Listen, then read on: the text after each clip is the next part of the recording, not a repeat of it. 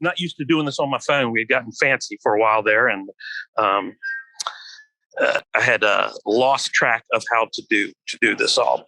So everybody, thanks for your patience.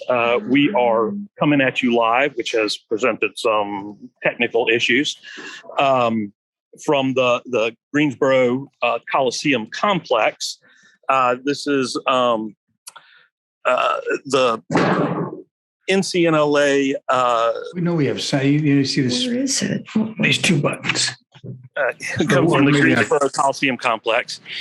And we'll be getting going. I'm gonna be moderating a new plant showcase at 3:30, but wanted to get you going before 3:30 since we usually start at 3. And I figured we'd just show you our booth here and talk about some of the plants that we have here, and then we'll get back with you at the new plant showcase. So, everybody good? Any questions before I get started?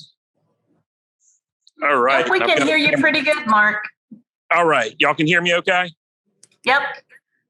All right. I'm going to put them on film real quick. Here we go. My cameraman, Tim's here, and y'all can see the trade show floor a little bit. I'll try not to make anybody sick. All right. Now I'm going to hand it over to Tim. Now I'll try not to make anybody sick. All right. Welcome once again, everybody. If you joined us just the last second, we're live at the Greensboro Coliseum complex, where there's the North Carolina Nursery Landscape Association Green and Growin trade show happening. It's a lot of fun. If you're into plants, you can come by and you can come in. I'm not sure how much tickets are, but they're not too much. And, hey, Mark. You go. You were talking on your side. Sorry about that. That's my fault. I'm accustomed to doing the sideways thing. Just to show you kind of our booth, what we do at the trade show, we're not selling plants. Most of the people here are wholesale growers. What we do is kind of show off a selection of plants. Sometimes it's a collection. Sometimes it's just some things that look good. It really just depends, and kind of talk to the nursery industry about the things that we do for them. So I'll mention, Chris always, starts with some programs that are coming up. So I will mention a couple. Our symposium, Winter Symposium, is Saturday, February 19th. China Mother of Gardens. I'm going to be talking about some plants. We've got Xiaolin Wang and Chris Bachtel, and we have a special guest that day. I think I'm not gonna say it in case it doesn't happen. Also, we'll be having our Southeastern Plant Symposium and Rare Plant Auction. Hopefully, some of you have been there for that, but we have people who come from all over the country to participate in that. All right, so those of you who've been joining these for the last almost 2 years may remember I gave a talk about how much I love the Azaleas family, the ivy family. So we brought a selection of some of the plants that we're really excited about. And, we'll probably kill a few of these, but hopefully most of them will grow. So I'm just going to pick out a few that I think are really pretty cool. But one thing I will mention is all of the Asian Schefflera are now Peptoplurum.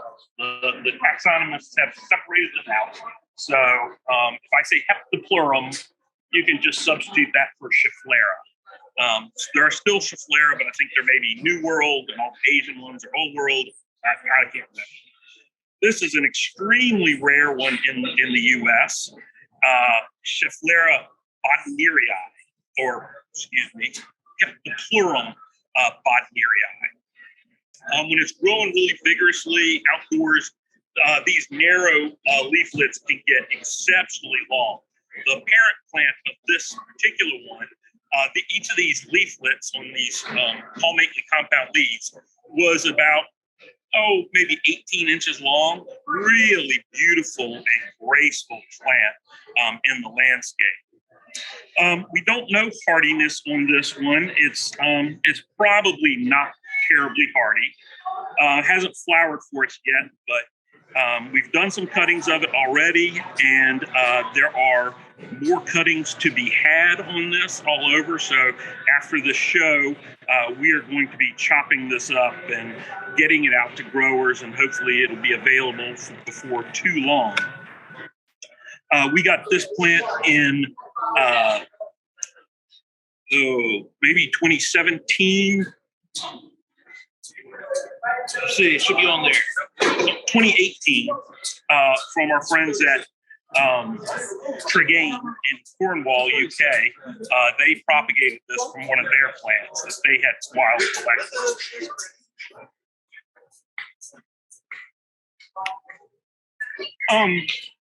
Now, another relative that you're probably more familiar with is Fatsia. But what we normally grow is Fatsia japonica, but we have really been promoting Fatsia Polycarpa, which we think is a great plant. We named one here. We named Jade Dragon, which has been growing in our lath house for many, many years.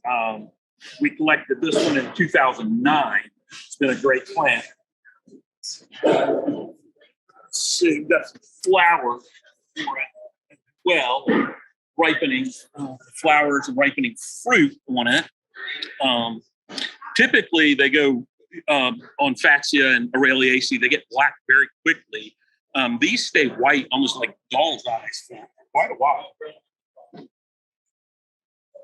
This is another one. We've had this before, but we lost it. This is one called Fatsia Polycarpa Needham's Lace. Now, Fatsia Polycarpa is strictly from Taiwan. You can see it's a much finer, kind of more deeply cut leaf than Fatsia japonica. Don't know quite the hardiness of this one yet. The first one, as I mentioned, we didn't last very long, but this one's coming along great. We know a little bit better how to grow this plant.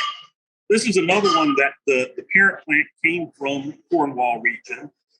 This was growing in the late Ed Needham's garden. He had gotten it from Taiwan, and it was named Needham's Lace.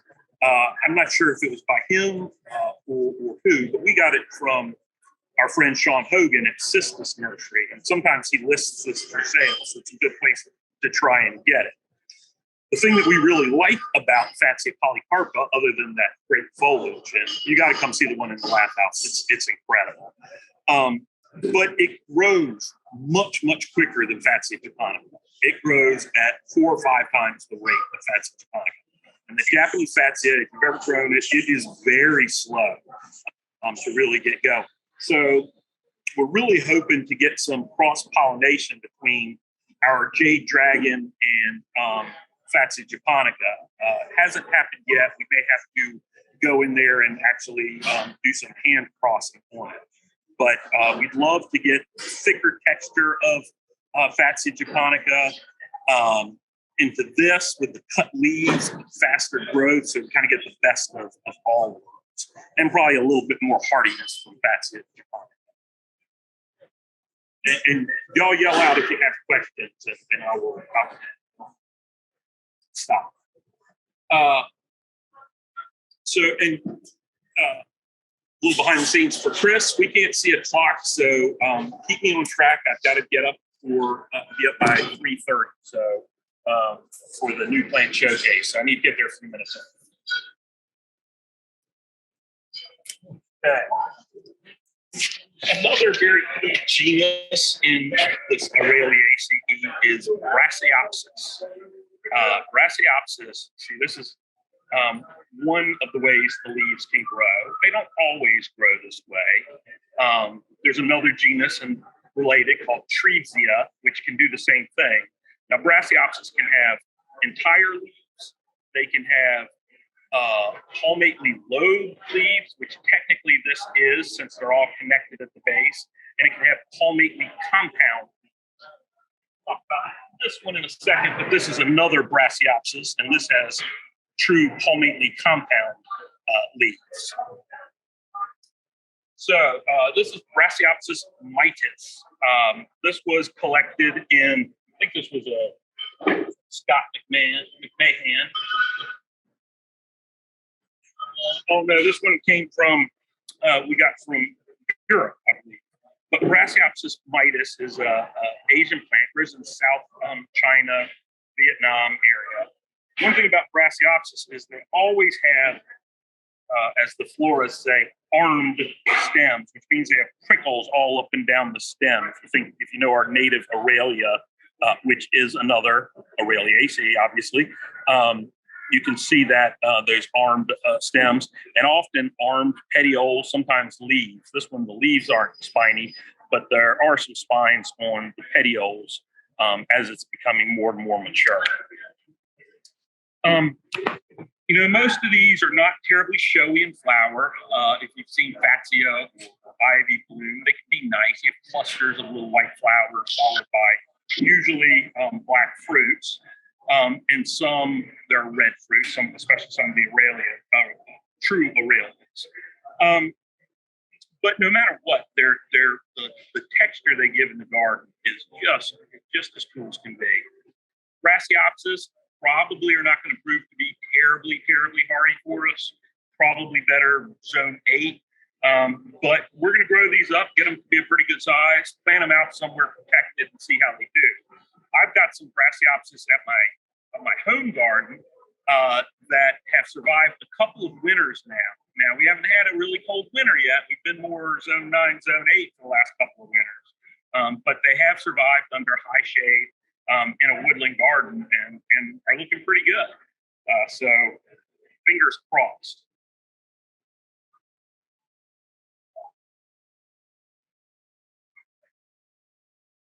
Another Brassiopsis, this one from our friends at Far Reaches Nursery. So this is available when it's available on their website, Far Reaches Nursery.com. This is a palmately lobed one, kind of more like a Fatsia than a Schefflera or Peptoplurum. But again, you can see the little armed branches on there.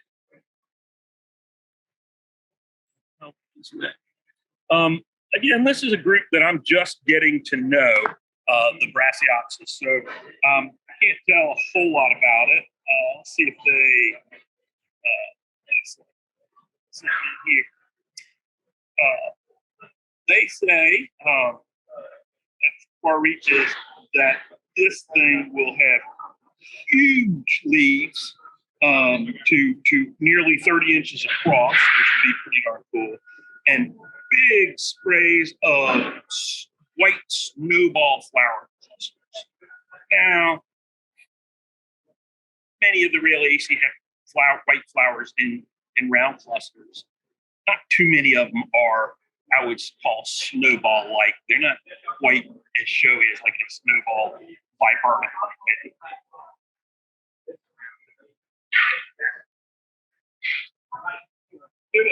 This little Brassiopsis, this is one we don't know what it is.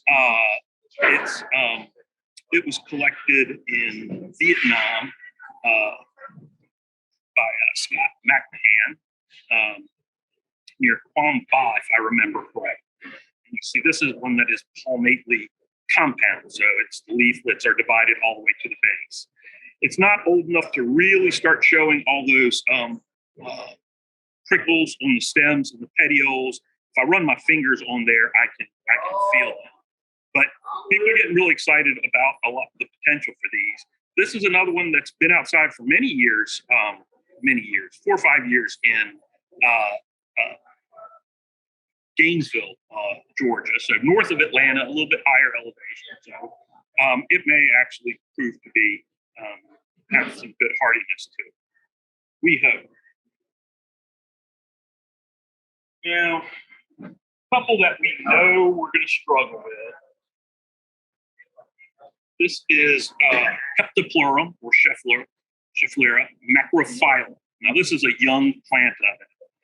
This will get huge leaves. Have leaflets that are easily 12 to 18 inches long, real wide as well, 8 inches.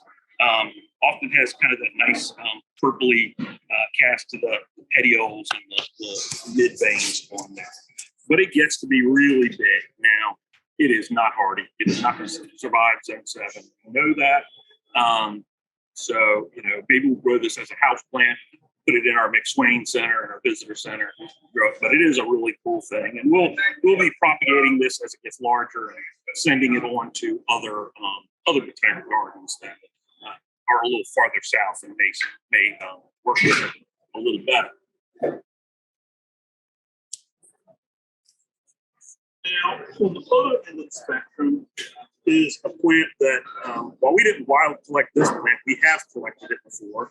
This is Schefflera Peptoplurum taiwaniana. This is from Taiwan, as the name implies, much finer leaflets than the big Schefflera macrophyllum, the plurum macrophyllum. But this one grows at very high elevations. Up 9,000 feet under spruces is where we would find this. Now, it has not appreciated our summers for the most part here. It's fine with our winters, but not our summers. I've got one plant that's been outside at my home since 2017, but I've killed most of the other ones that I've grown pretty quickly because it just doesn't like our heat. So what I'm finding is if you get high shade, you get it where there's some breeze through there. I grow it on a slope where there's kind of some air movement down there. It seems to do better. The exact same clone of Schefflera taiwaniana that I grew in multiple spots in my garden, only the one that's kind of in that nice high shade with the slope is the only one that's still surviving. Couple of another genus is this Metapanics Davidii. Metapanics Davidii has kind of 3-part leaves, palmate leaf compound or trifoliate compound, especially when it's young. As it gets older, it'll often transition to single leaflets. But it's a fairly quick growing shrubby plant, great for texture. It's evergreen like the other ones that we've talked about.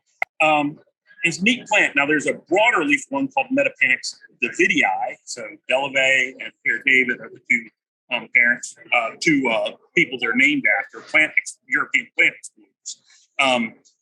There's some great big ones at Sarah P. Duke Gardens. We've got some great ones. I think it's a really cool plant. They have lost our camera. Lost it? Yeah, I'm not sure what I did there.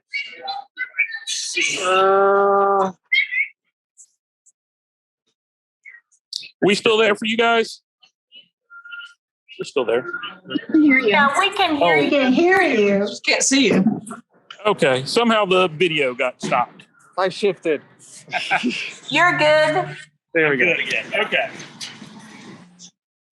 Hand's getting tired. I can walk around everywhere. All right. Way back here. This is very cool. To be. So, first time I went to Taiwan, before I went, I was studying up on the plants there. And that's when I discovered that there was a Taiwanese Fatsia Polycarpa. And I thought those were the only 2 species. And then lo and behold, somebody giving a talk said something about Fatsia Oligocarpella that is native to deep south islands in Japan, the Bonin Islands. And so I started reaching out through my network to look for plants of it because I had just discovered it. I wanted to see this thing. So we wound up getting some cuttings from Hawaii, of all places. And we've been growing them out. Probably it looks like it's going to be a tall plant. we need to do some cuttings on it, propagate it, send it out to some other gardens in the deep south. And when we get it big enough, we'll plant it out and probably watch it die the first winter. But who knows? There are other plants that grow in Hawaii that grow for us. But I just think it's really neat, and it gives more almost like a philodendron look to it to me, especially with the new growth as they kind of cut upwards here. So it might have real potential as a great houseplant. And maybe even for breeding with our other Fatsy. However it goes, it's a cool plant. So we got time for Mm-hmm.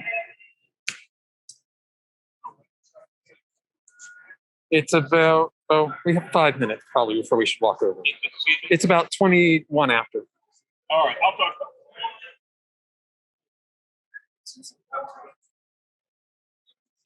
All right. So one more Peptoplurum Schefflera. This is hypoeuphorides. Schefflera hypoeuphorides. Peptoplurum hypoeuphorides. This is a big leaf one with often with these very cut leaves from northern Vietnam. Now, the hardiest Schefflera we grow, the one called Schefflera Del Vega. This is Schefflera Del Vega, and we've grown this for many, many years. This is very similar to Schefflera Del Vega with large leaves, kind of a similar number of leaflets. Leaves get really big. But what we find is people who say they grow Schefflera Del Vega with very cut leaves say it isn't as hardy as the other Schefflera Del Vega.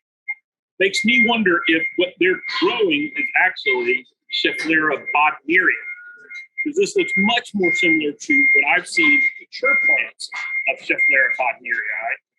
Which often have this reddish or pinkish petiole, very long, and then these plants, cut leaves.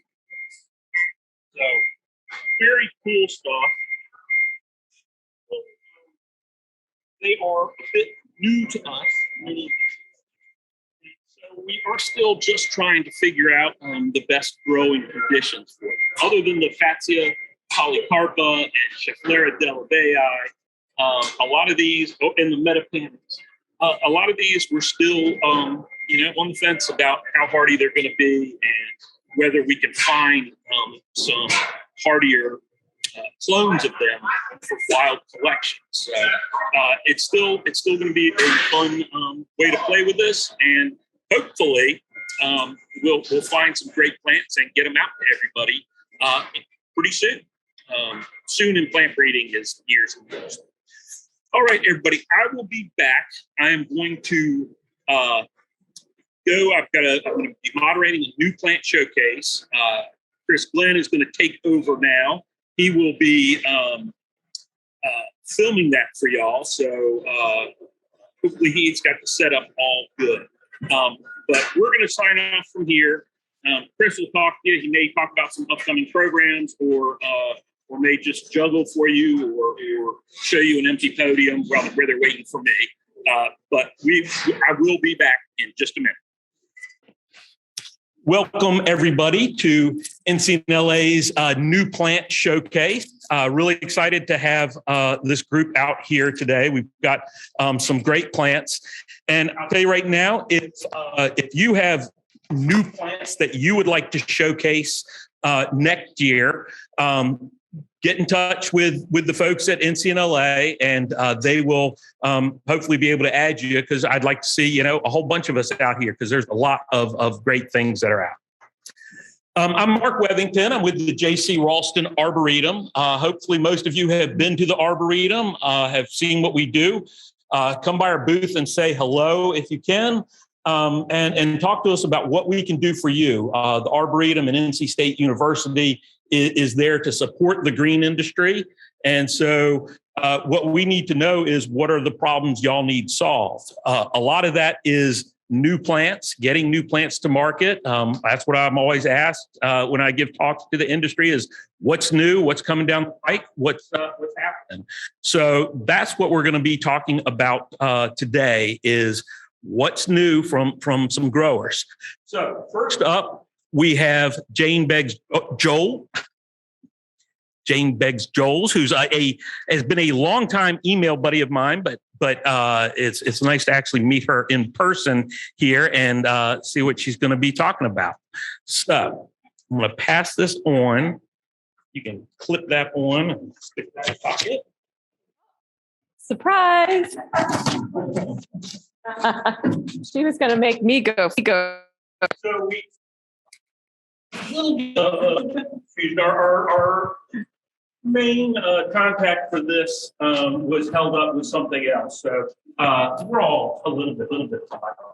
But first we have Comment Press. Is that what's your last name? Cress Wallace. Out of Cress Wallace. Got married to Arboretum. From Walter's Gardens, Fruit Winter, to talk about some phenomenal perennials that are coming on the market. Thank you, Mark. Thank you for having us here. I'm Kata from Walter's Gardens. Walter's Gardens is in Sealand, Michigan, with a very extensive breeding program there, but in liners. Hans Hansen has worked for us for about 12 years. Has done some phenomenal work. Famous for, I guess, his hostas, but in the last 12 years, he really bred with a whole variety of genera. Some of the new introductions I want to show you today. Oh, yeah, here you go. So Nepeta, Picture Perfect, a wonderful new Nepeta to the market. It's in our non-branded program. So I might want to mention that we do both breeding for proven winner perennials, but we also have an extensive list of perennials that are in what we call the non-branded program. So this Nepeta Picture Perfect is in a non-branded program. It's really a nice form, very clumpy, pretty short. It only gets about 1.5 feet tall. In the first year, it really is very vigorous. And in the second year, it will really spread nicely. The flowers are really nice top to bottom.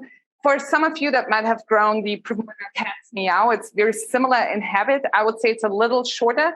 And what is great about it is very drought tolerant. The next one up also in our non-branded program is Monarda Electric Neon Purple. The Electric Neon series has a couple of different colors. There is pink, pink and purple and some other colors in there. I've actually grown the Electric Neon series of the Monardas when I worked at Tony Evans at Plant the Lights. And I always thought it was really great for its habit. It's very mildew resistant. The foliage is very nice and green and really stays up nice, even in our humidity and heat of the summer in the South. This one, the new introduction of the purple color, has this really bright fuchsia purple flowers. It gets about 24 inches high. I have seen it grow a little higher in the South. I think that sometimes the southern climate, because we have such a long growing season, it is a little bit different than Michigan. Sometimes the height and width measurements don't always match between North and South, but more or less it stays in that range.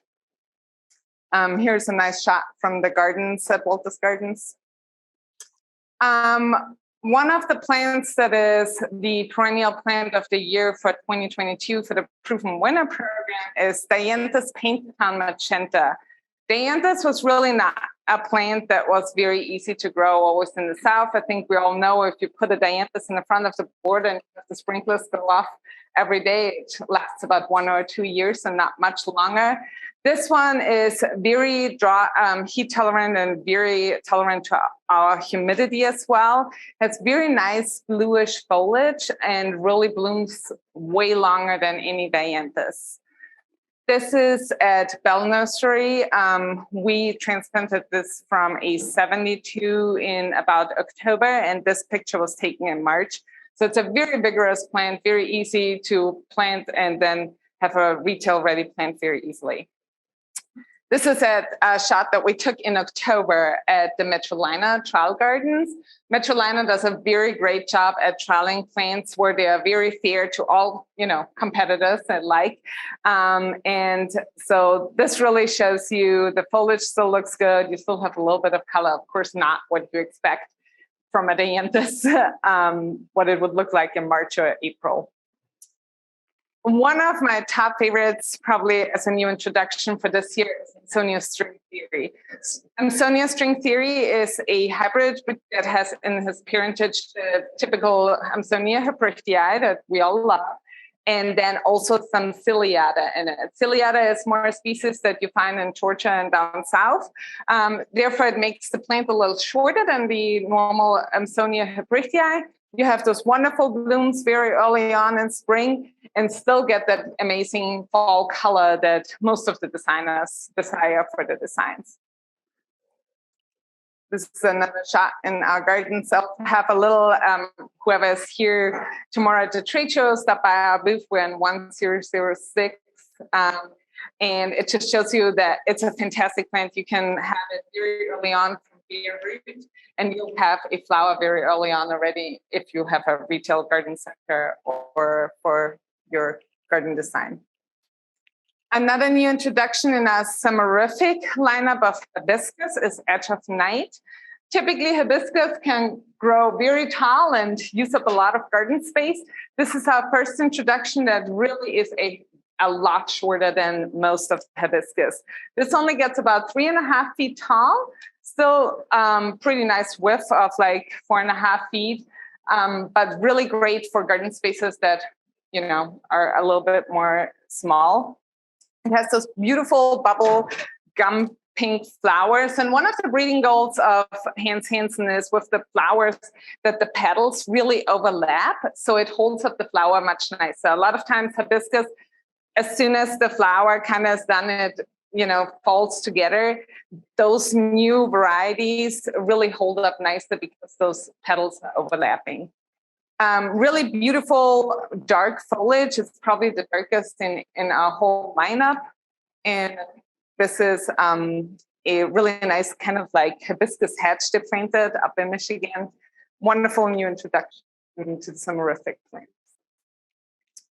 And another sedum that we introduced after pretty much 10 years of evaluating is Back in Black. In our Rock and Grow series, Rock and Grow sedums at Walter's Gardens means it's all the upright sedums. Black or dark foliage sedums can oftentimes have a whole variety of disease issues. They flop very easily. This one, really, we looked at it for more than 10 years for that reason. I would personally argue that there is darker varieties in the trade, so this might not be the darkest one, but it really comes down that the habit is fantastic and it really holds up nicely and really doesn't have many issues with disease, different bacterial diseases or whatever sedums can get, or mildew. It just got also the Green Thumb Award from All American Select, which we're really proud of. The flowers are kind of garnet red flowers, so fantastic for your fall color. And yeah, thank you very much. All right, we built the fence up for Jane Begg Joel, so No. we're still building the suspense. So I believe, I don't know if we'll go through with this. I believe Shannon Curry was not able to make it today, unfortunately. So I think there was a video. Anybody? Do we have anybody from NCLA here? Who knows? There was an email that said video, but that's as far as I got. All right. Well, I'll talk about their plants. You can ask me anything. I may call on the audience to help me out with this if people have grown some of these, if I have not. So hopefully you all know Hoffman Nursery in Bahama, North Carolina. They grow grass. They grow good grass. That was a funny tagline up until recent years when there may be some competition for growing the good grass. or else they're just positioned to really cash in on that market. Oh, fantastic. There is a video. Hi, I'm Shannon Curry, Marketing Director for Hoffman Nursery. I'd like to share with you several new plants we have on deck for 2022.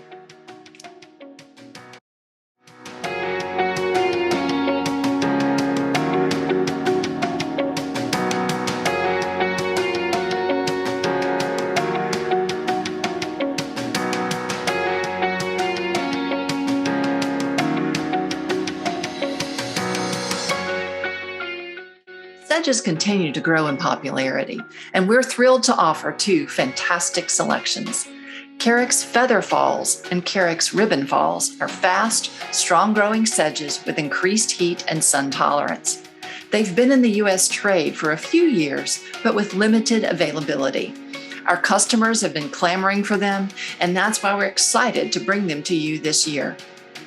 Feather Falls has foliage with vivid white margins and a bright green center, while Ribbon Falls sports glossy, solid green foliage.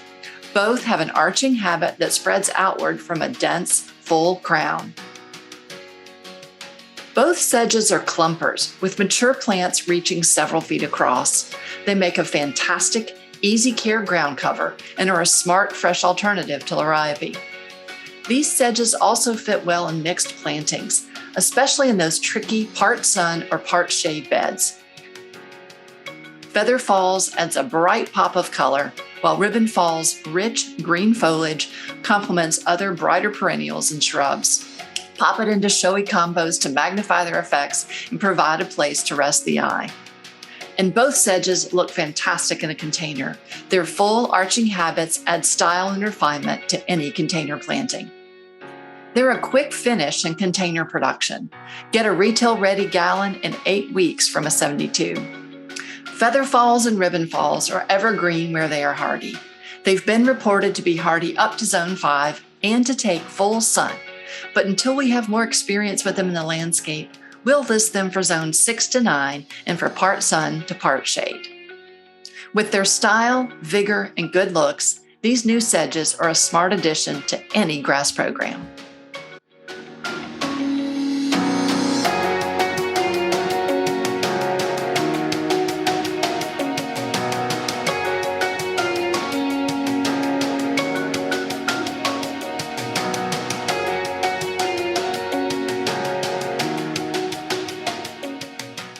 One of our most exciting new grasses is Schizocarium scoparium Ha-Ha Tonka.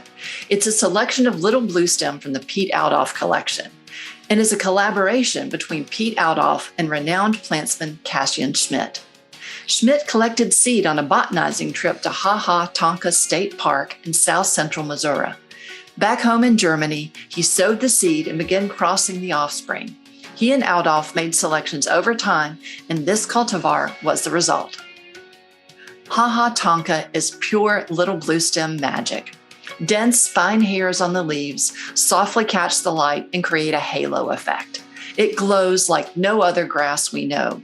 The foliage is blue-green with segments of red, orange, and gray. Like all little bluestem, it loves dry conditions and low fertility soils. Ha-Ha Tonka has a rigid, upright habit. It is slightly taller than the blues and slightly shorter than Blue Heaven. It's a versatile size. It tops out at 3.5 to 4 feet when in bloom. We're proud to be the exclusive provider of Ha-Ha Tonka liners in the U.S. Little bluestem and cultivars have been named the 2022 Perennial Plant of the Year by the Perennial Plant Association. And this new selection is a fantastic addition to that roster. Thanks for joining me for this quick look at our newest grasses and sedges for 2022.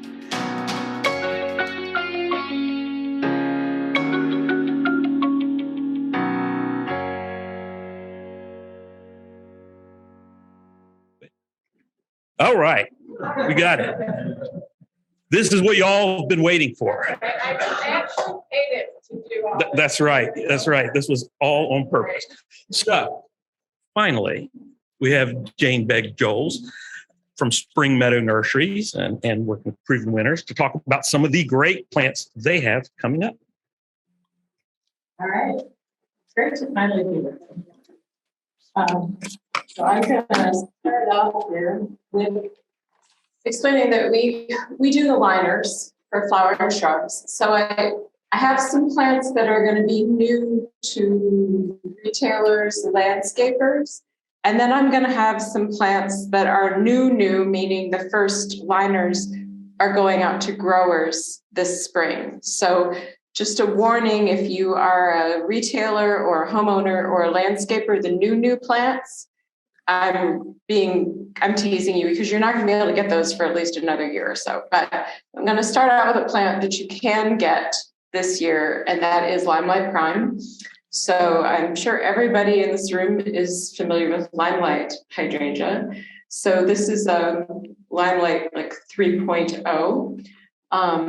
It's a little bit smaller than the original Limelight and a little bigger than Little Lime. So Limelight, is kind of a beast. Awesome plant, but this is going to be a little bit smaller and has very sturdy stems. So it's going to present those flowers better. So you have better flower presentation. You also have a deeper green color, both in the flower and in the foliage. So definitely excellent garden performance, also very good presentation in a container for retail, and a nice fit, I think, for some landscape applications. So there's another look at that green color that it's funny when we introduce this, people are like, are you crazy? A green flower? Really? It's been, I think, our all-time best-selling plant. So green flowers, yes, people do like them. And it has outstanding fall color in those flowers. They color up very, very nicely. So this is just going to be a really solid plant for you. I think I covered all of that. Quick Fire Fab. This is another one of our new hydrangea paniculatas that you should be able to get this year in finished size. So Quick Fire is one of our best-selling plants, and the original Quick Fire, and it is the earliest blooming hydrangea paniculata. So as this name implies, this plant also is very early to bloom. However, the original Quick Fire has very lacy flowers, very open flowers. The demand we get from people is wanting the more fully packed panicles. So this has a more fully packed panicle, and it also has that bicolor look that is familiar with another of our best-selling plants, Pinky Winky. So I like to think this is kind of like a mashup of Quick Fire, Pinky Winky, but with the full panicles of a Limelight hydrangea. It's a bigger plant, 6 to 8 feet. So this is going to be a big one, but an outstanding plant. And we really liked the way these big, showy flowers present very nicely on the sturdy stems. There are some other varieties out there that have that two-toned look, and the stems aren't quite as sturdy as we may like. So we think there's no point in having a pretty flower if it's laying on the ground, right? This is going to have a nice presentation. There's a shot of the habit of the plant, so you can see that's going to be a nice full plant. Okay, azaleas, which I think it is a requirement down here that every property have at least a dozen azaleas. So we are very fortunate to be able to work with the breeding program at NC State. So these come out of that program up in Asheville, and they've done an outstanding job of breeding some reblooming azaleas. There are several varieties, several colors that are already on the market, and then we are introducing some new ones as liners this year. So Perfecto Mundo Double Pink, this is one that is available to retailers and homeowners this year. You're going to have a better, longer bloom time, and just a really exceptional flower display. We're quite happy with it, both just the number of flowers, the quality of the flowers, and the overall quality of the plant as a grower. So double pink. There's not going to be a test on this. This is just lots and lots of numbers to illustrate what I just said. Is it blooms for a very, very long time. So, this is one of the new plants, though. The first liners for this plant will be going out this spring. So it's possible there may be some finished plants coming on the market this fall, but I would really say let's look at this as something for finished plants in 2023. So the Perfectamundo epic plants, epic because the flowers are really big. And the plant is bigger too. It's going to be more than 3 to 5 foot. So if you need something that's a little bit bigger, maybe as a hedge or maybe even a foundation planting where you need something with a little bit more size, the impact on this plant is going to be tremendous. Very large flowers, very nice color, just a big showy plant. So that's the coral. And then we have a hot pink of the same. Big plant, big flowers, big show, but you gotta wait till 2023 if you want it in a finished size. Okay, and Abelia, another sort of mainstay down here. This is a new plant, so liners going out this year.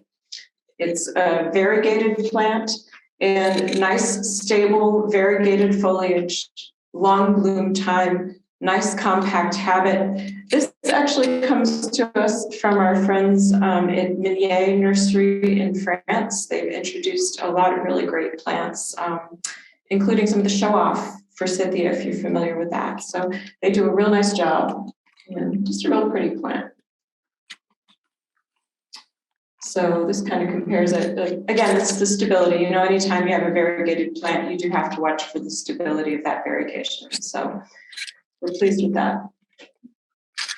And then wine and spirits. This is Wine and Roses. Was another one of our all-time best-selling plants. Then we had spilled wine. Of course, whenever you have a plant that people like that's super cool, they're like, yeah, that's great, but.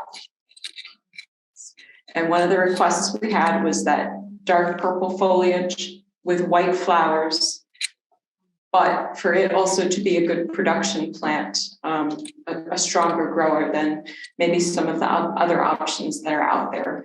And this plant does deliver. So it's kind of funny how in a lot of genera, people don't want anything to do with white flowers until it's a plant that's hard to find in white flowers, and then they're just all about it. So here you go. We got a white flowered Weigilla with dark purple foliage, and this is a very flashy little plant.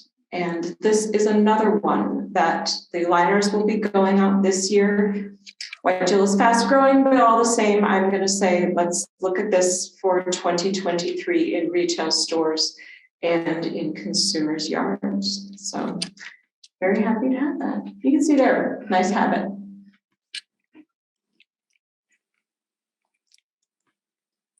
And then Brassiopsis. I'm just hitting all these like staple plants in the South. So La Vida Grande, as the name implies, big plant. It's going to be a little bigger, big flowers. So just kind of like those epic azaleas, it's going to give you a big solid show for this plant.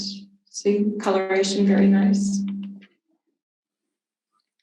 And this is it in Florida. We do test our southern genetics down at a trial garden in Florida to make sure they can handle the heat and the humidity. So you can see it's doing quite well. And La Vida Moss. So this is going to be a smaller plant. So it's wider than it is tall and has excellent rebloom. So it's giving you more flowers and a very useful size for you to insert into maybe some places you hadn't really thought about using Brassiopsis. So great plant. And both of these are new. So you heard me say this several times already. Liners going out this spring 4 finished plants available in 2023. And there it is again in Florida, showing that it can handle the heat and the humidity. So there's a comparison to give you a little bit of a perspective on its performance. And you can see the marketing people hadn't gotten their hands on this because it's not in those white pots. It's in our NPD pots. So I think that's it. Thank you for waiting for me. It was great.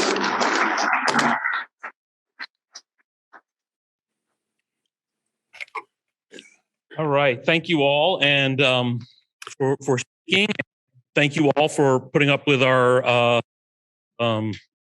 disorganization here. Are there any questions for the speakers, at least the 2 that are here in person?